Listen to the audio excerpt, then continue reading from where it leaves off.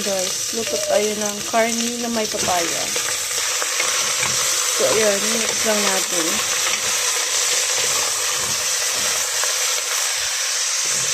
Inayat ko na malalaki yung onion guys kasi madudurog din yan. I-pressure cooker natin yan.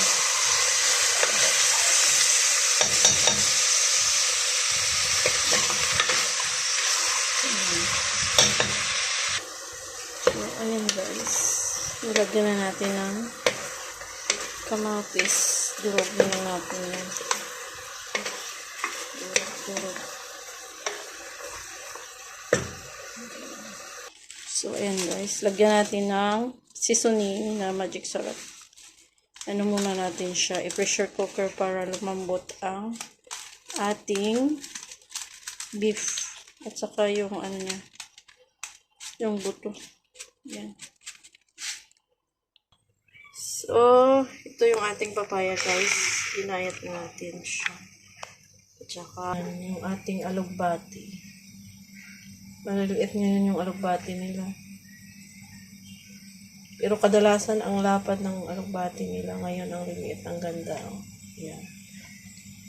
Ano siyang spinach na ginagawang salad. Ayan.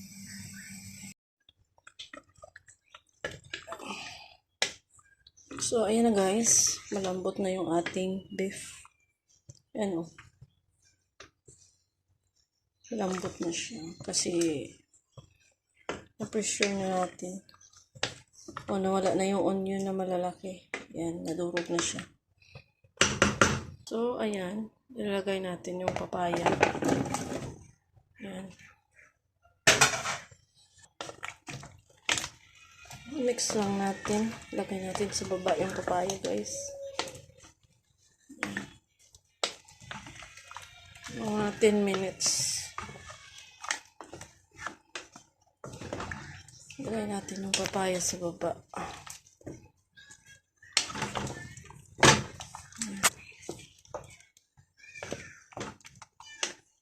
So, ayan.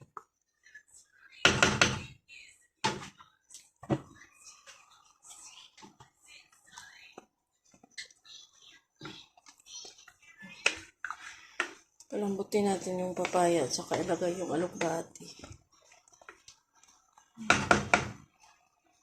Diba? So, ito naman yung ating rice, guys. May ano siya, may sweet corn. Ayan. Yan yung rice namin. Kasi, pag ako magluto, guys, gusto ng asawa ko malasa yung kanin. Ayan. Yan siya.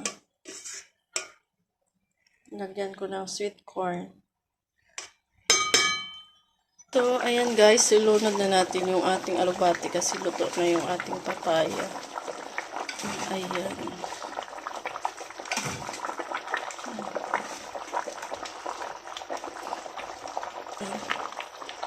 Ayan guys.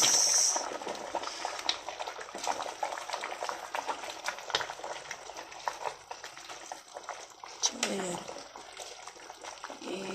Ano lang natin ang 3 minutes. So, ayan na yung ating. Ayan. Thank you for watching everyone. Lutuin na natin to ng 3 minutes yung alugbati. Ayan. Maraming salamat. God bless everyone. Jesus loves you. Bye.